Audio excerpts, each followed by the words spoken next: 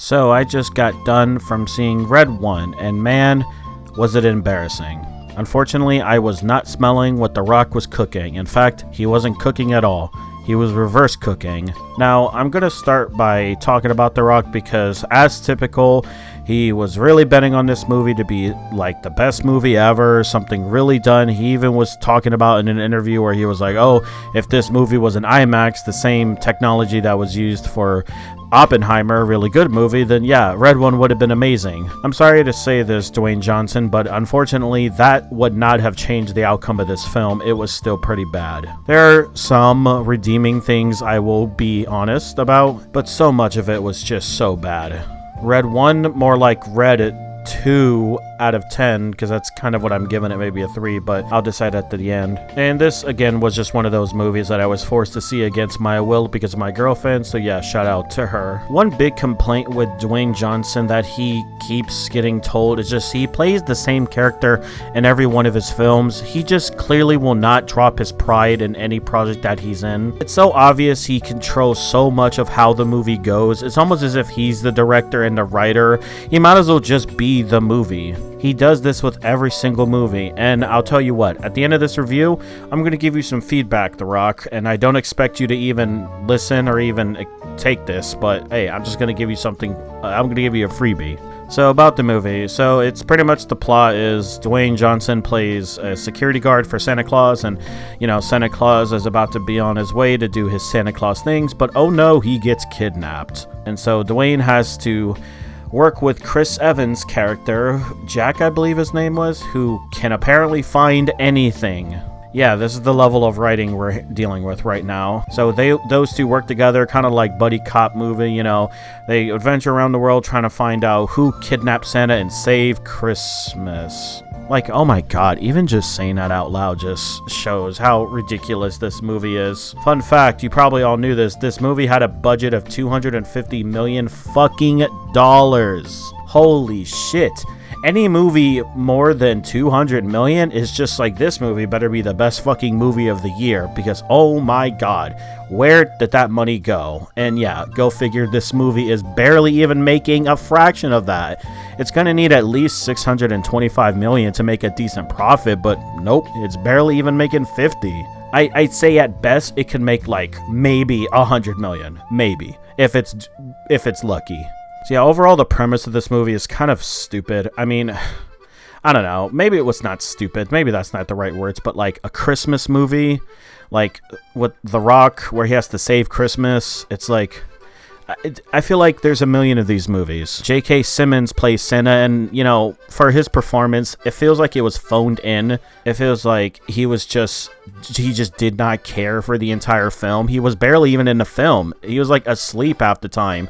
So it's like he came in for his scenes, and then, like, 3 months later, he came back for the finish his filming, if that's how it worked. But yeah, definitely phoned in performance. Even Chris Evans, I didn't really enjoy his performance at all. And, of course, I didn't really enjoy The Rock's performance. Every other actor in this movie did nothing to stand out at all. Not even Lucy Liu, I believe her name is. She is actually the worst actor in this entire film, in my opinion. But I'm just so upset that Chris Evans just didn't do great in this, and you think he does a decent job as Captain America, or at least he did, but I don't know, maybe all that retirement time just really took away his ability to act and perform. But yeah, he didn't do a great job. Pretty much no one did. The writing was just so awful. Like, the jokes, they're just so bad. They have so many generic, like, parent level humor jokes in this movie, like, oh haha, the essential oils are out, and oh no, people are fighting over the PS5 because you know, scalping was a thing. Just so many just bad jokes that did not land at all. In fact, the times that I did laugh was the times when the movie was just out of control and ridiculous. Like with The Rock jumping off of buildings and sliding through tubes and everything. Even the dialogue between characters was just so generic. There's a plot point in this film where Chris Evans has a son, and, you know, he doesn't have a great relationship with his son. So eventually the main protagonist or antagonist of the film kidnaps his son, and, you know, they have to come together and, you know, make things right, and he has to admit that he's a bad father and say they love you. It's just so generic. Nothing just stands out. Nothing is believable. Nothing is great. It's just so by the books, just cookie cutter, basic, formulaic. My girlfriend even said that it seems like the people in this movie just took the first cuts or the first take of every, line they did, and they just put it in the film and didn't even correct it or like do any double takes. It's just so bad. The dialogue, the writing, it's all bad. It's almost as if like this movie did not give a single fuck about this at all. Because I cannot imagine someone watching this movie and unironically thinking like, yep, this is $250 million worth spent. The CGI was very, noticeable, and there were times where it was just really bad to look at, but there was a scene with Krampus, and I'll get into the plot later, but Krampus is in this film, and he has this dungeon area because the main characters has to go there to get answers, and, a lot of the people there seemed like they were in practical outfits, and that was pretty cool, it looked really good. It wasn't CGI, probably for the most part it wasn't, but hey, practicality, I like it. So, it was pretty good there. The main city where the North Pole is just looks so bad. When I think about Christmas towns, I think about a lot of lights illuminating the dark night.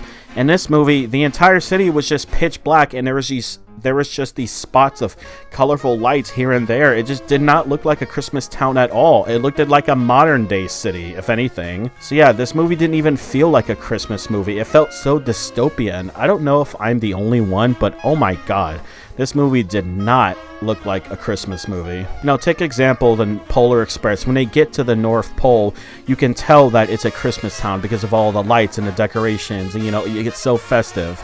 This town did not.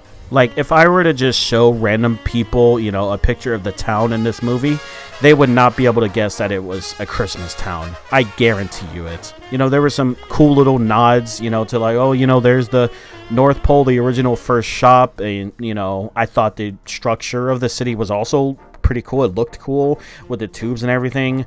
The factory where the toys are being made and produced, that was pretty cool as well. I like knowing like, oh, how does Santa do his job here in this universe, because that's always something I like seeing in Christmas movies. This movie was rated PG-13, and I don't know why. There was like cussing, there was like a lot of cussing, and they even dropped a slight F-bomb.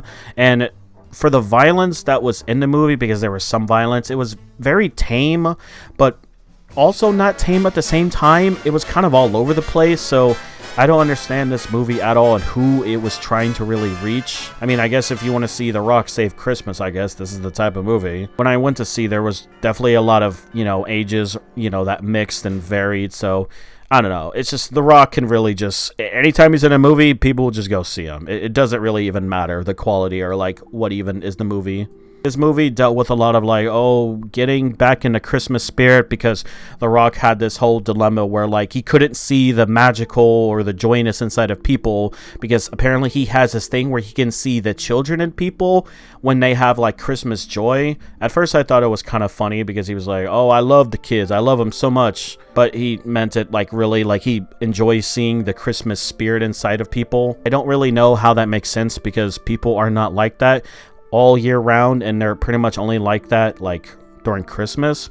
But I don't know, questions for another day, I guess. I want to get into it when we get there, but the main villain of this movie is genuinely the worst part of this film. She literally contradicts her entire purpose of being a villain in this film. At first it seems like, oh, she just wants to kidnap everyone and put them all in snow globes, but earlier in the film she says she wants to only do this to people who has always been, or who is on the nice list. But then she also says like everyone who has any time been on the naughty list, and then she implies that's basically everyone in the entire world. And then later on in the film, in the future, she said she wants to fill the world with only the righteous. Do you know how fucking stupid that is? No one in this world is righteous. Are you fucking kidding me? Yeah, there are good people, but if we're gonna go by her words, every single person that has ever been on the naughty list, and yes, the naughty list and the nice list is this thing. It's apparently a hierarchy or whatever. It's like a way to judge people because there's layers of the naughty list. Regardless, she wants to only have the world with nice people or righteous people, but it's like, you're gonna judge people based on if they're on the naughty list. So what if they were a shitty little kid, but then they devoted their lives to be a very good person? I don't know. So they get to be trapped? That doesn't make any fucking sense. What if it's vice versa? This character literally contradicts her entire plot, and it's so fucking stupid. It doesn't even make any sense. It would have been fine if she just said, I want to put everyone in a snow globe and rule the world or whatever. That would have made sense, even though it would have been stupid. But the fact that she went for this whole, I want only the righteous people to be on the earth, it's so dumb.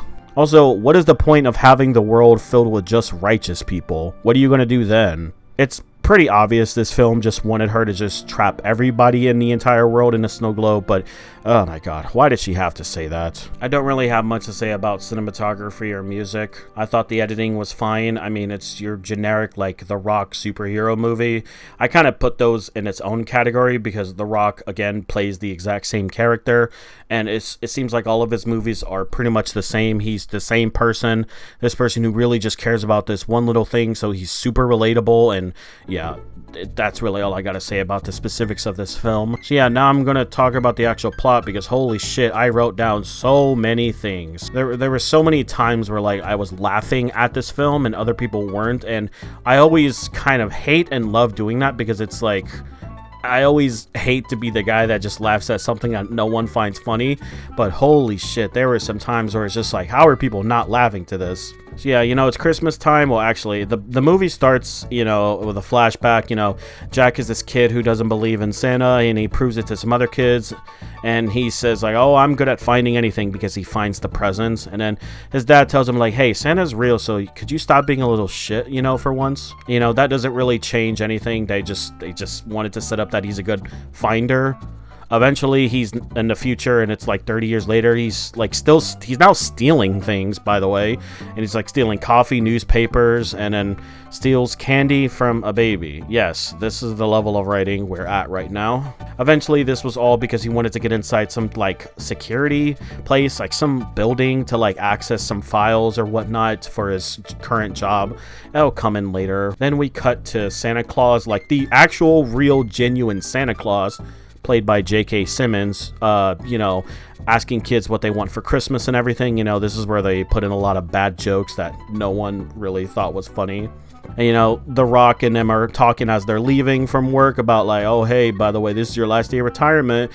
You know, we'd really be ashamed if you were to leave, because, of course, again, generic writing, last day of retirement, ha ha ha ha ha. They make their way back to the North Pole as they're still talking about this, and eventually we get to see the North Pole. I'm pretty sure it's like Christmas Eve, or at least the day before Christmas Eve, because like they need to prepare for everything. You know, there's also a scene where Santa's working out, and of course they have to have a scene where The Rock and J.K. Simmons are working out and bragging about their exercise, like, oh, you know, just did a little exercise, let's now get real heavy. Like, oh my god, shut up.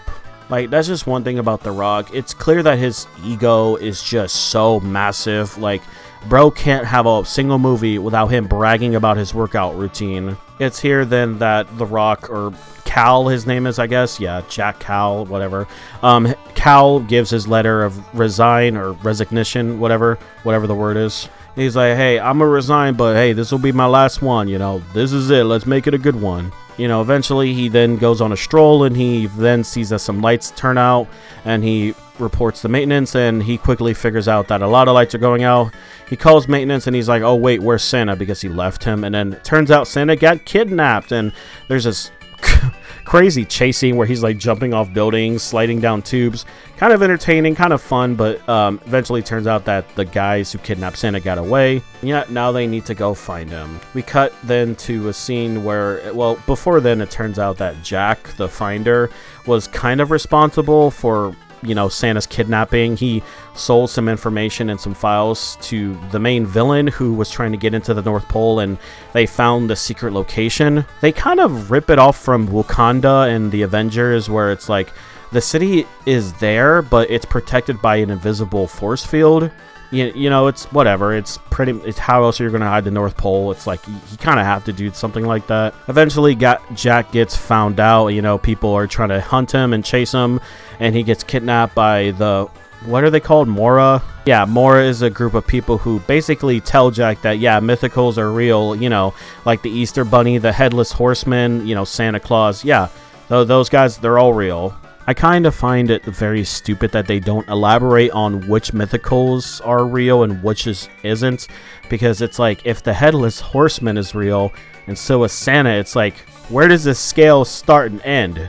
Who is real? Doesn't really matter. Either way, yeah, Santa's real, and he gets told that, and first he doesn't believe it, then he sees a CGI polar bear, and is like, oh, whoa, Santa must be real. And then he meets Cal, and then it turns out they need to work together to find Santa, because he got them into this mess, and Maura thinks that Jack and Cal will get him out. They then go to some beach in some area. I wasn't really listening because half the time I don't really care. Yeah, they're making their way to the beach, but they got to pick up some toys, and they get like a slinky. You know, they get a slinky, a Monopoly board, a car, and then, you know, they turn it into real things. But for whatever reason, they never use the slinky or the Monopoly board for whatever reason. Also, the maintenance room, or like the utilities room, and every toy store are all connected to each other, kind of like a Kingdom Hearts portal.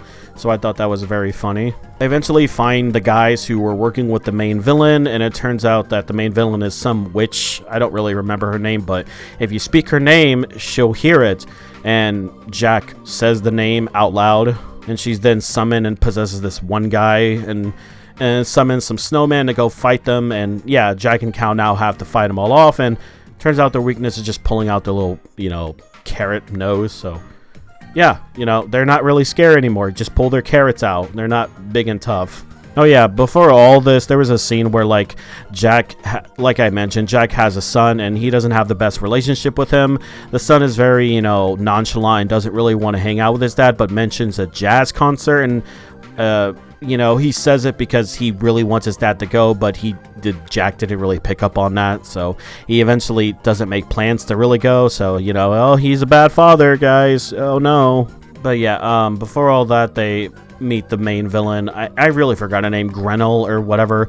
I'm just gonna call her the witch for now. She's talking about how she wants to put everyone who's ever been on the naughty list, or who is naughty, and make them prisoners of hers. And she needs the power of Santa to do this. So yeah, now the main villain, or main villains, yeah. The Rock is a villain. Yeah, so Jack and Cal now need to go to Krampus, which is Santa's brother. I didn't really know that, and at first I thought that was BS and not true, but apparently it is. Regardless, they need to go to Krampus's mansion, and there's a scene where, you know, they talk about Jack's son. His name is Dylan, and, you know, they do that thing in movies where it's like the characters who don't like each other for the entire film now all of a sudden like each other a little bit more. But eventually they get to the mansion, and Jack tries to steal a coin, but that gets him in some big trouble. It's also at this point where Cal uses his, you know, device to turn any toy into a real thing, and he does that with a chicken. But earlier in the movie, Jack was going to ask if he can turn a Wonder Woman into a real person, but Cal said that's not how it works, and then refuses to explain how it works. But okay, I guess you can do with animals and objects, but just not humans. Okay. That's fine. I don't really, very limited technology. I mean, I don't know. Maybe it would just be weird if you could just turn toys, like toy humans, into real humans. I guess that would be like slavery. I don't know. Maybe they did. Maybe it's smart that they just don't allow it for humans. But yeah, they get caught. They bond a little bit, and then they're taken to Krampus, who tells them, like, oh yeah, you guys are going to be my sex slaves forever. And, but Jack, you get to leave. Cal, he gets to stay. So Jack is like, all right, I'm out. But he turns around and is like, no, I can't just leave my best friend behind. And he's like, hey, how about we have a slap off, or whatever they call it. So, you know, he says that Cal can definitely beat you in a slap off. And they eventually have their slap off. And, you know, it's not looking too great for Cal. Also, his, like, devices and technology gets taken, so he can't really do anything. Then they have a scene where The Rock gets the shit slapped out of him, and I was actually surprised because usually he doesn't, like, allow losing in his movie contracts because he doesn't want to be seen as weak. But yeah, so he gets the shit slapped out of him, and he's about to slap him again, and he had his first slap, but it didn't really do anything. Then Cal does a little sneaky maneuver and puts his glove back on that turns objects into real things, and he then proceeds to summon the Rock'em Sock'em duos, and I don't know if he really slapped him again. I think he did, but regardless, a big fight starts, and Cal and them get the absolute hell out of there. It's also here in this entire scene where we learn that, you know, Krampus and Santa used to be friends, but not anymore because he was the one who invented the naughty and nice list. Then he made a deal with the witch and sold her like this technology about a snow globe, and that's pretty much how they were able to even track him, because they were like, oh, how does she have this power? And then, you know, it turns out that Krampus helped her out by using magic, and they were tracking him down. You know, some of this doesn't really matter. I just like explaining it in case anyone doesn't watch the movie and they have genuine questions on like how things led to another. So yeah, now they know what's going on. They think about it for a little bit, and basically they realize that, oh no, Santa is still at the North Pole. I don't really remember how they got to that conclusion, but they did. So they need to make their way back. Also, Jack gets kidnapped because he decided to interact with a piano and open a gift. And it turns out the witch was using this snow globe device to trap people and tested it on some other people. And Jack falls for it. So does his son, you know, they're all trapped. So Cal has to save everybody, you know, all by himself, ironically enough. And it turns out also, oh, the North Pole is under attack because the witch's shapeshifter minions are taking over and impersonating all the guards of Santa. You know, Cal makes his way, you know, tries to save everybody, saves Jack, and Jack and his son has a little bonding moment where like, I love you, son, I'm never going to abandon you again.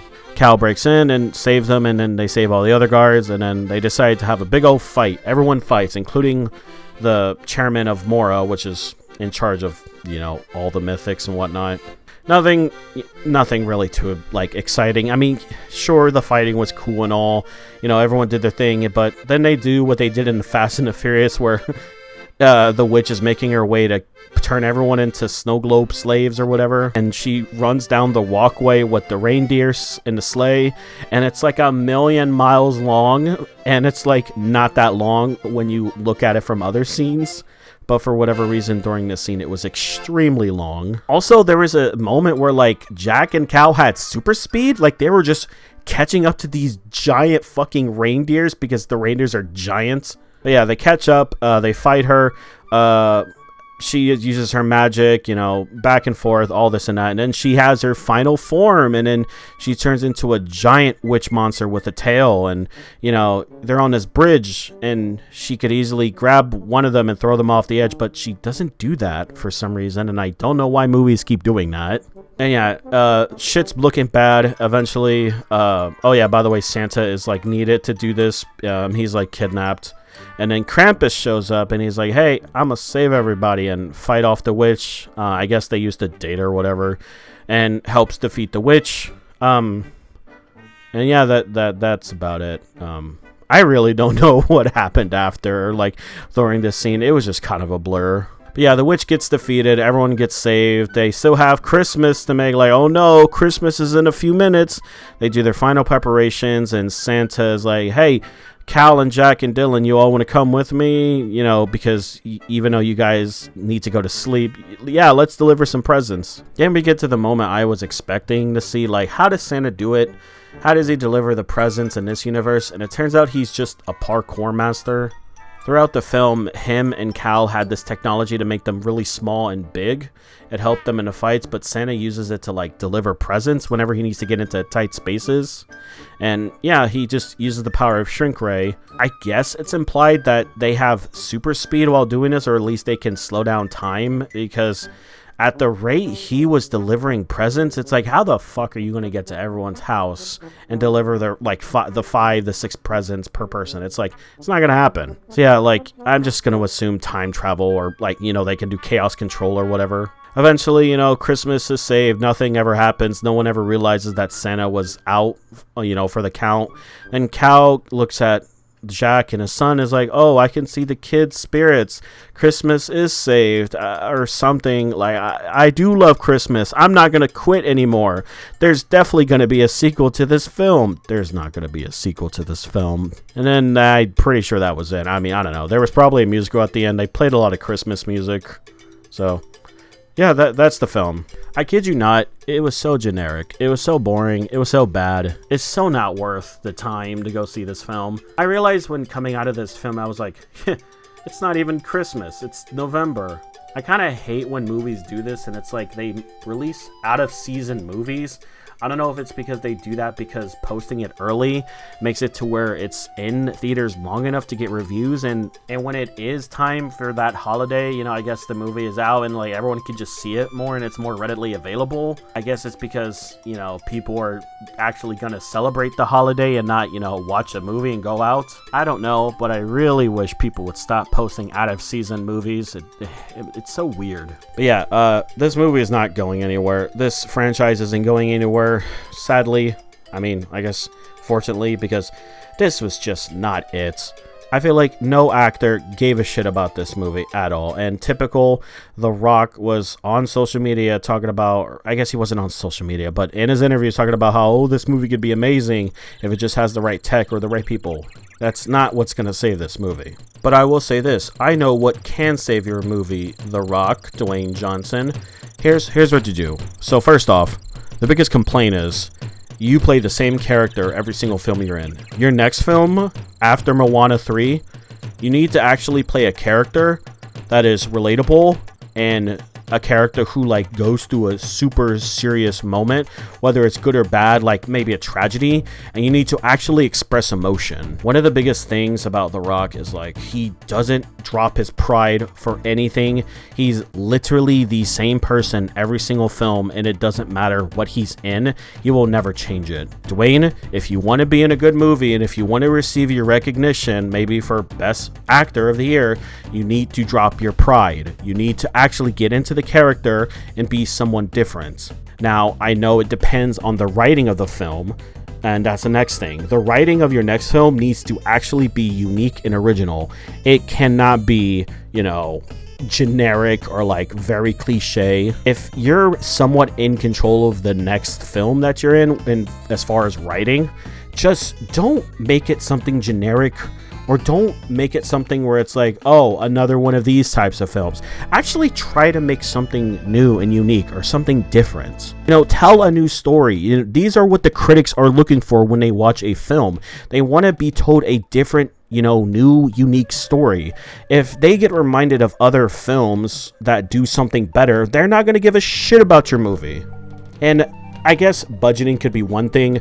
I don't know if The Rock is the reason why this movie has a $250 million budget, but holy shit, please just lower the fucking budget. Please keep it below like 100 to 50 million. Even 100 to 50 million is so much money as it is. There has been so many countless movies that have been very successful with a really low budget, so please just keep the budget low. As far as the genre of the film, or like what type of film is next, you know, make it whatever you want. People are willing to see action movies or adventure movies or even comedy movies if you're in it, but it needs to be unique and it needs to be original, and you need to actually break your pride and actually get into a new character that is challenging for you. Like, we shouldn't have to rely on, oh, it's The Rock, he'll definitely sell tickets, because that is only going to last for so long, and the older you get, the more unappealing it will become, and it's going to be very unattractive to a lot of average moviegoers.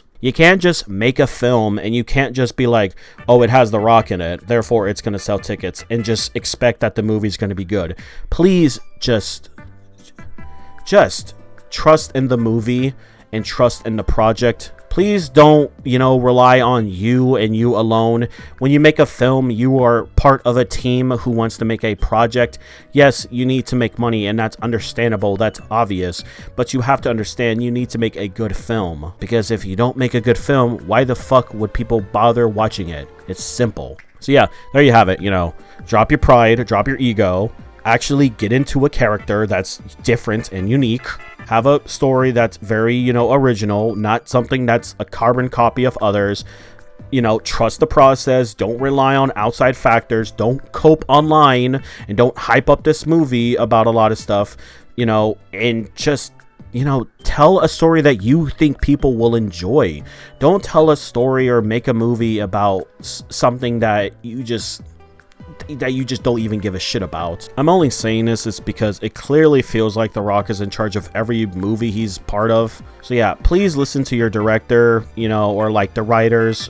Just listen to them. Just don't rely on you and you alone.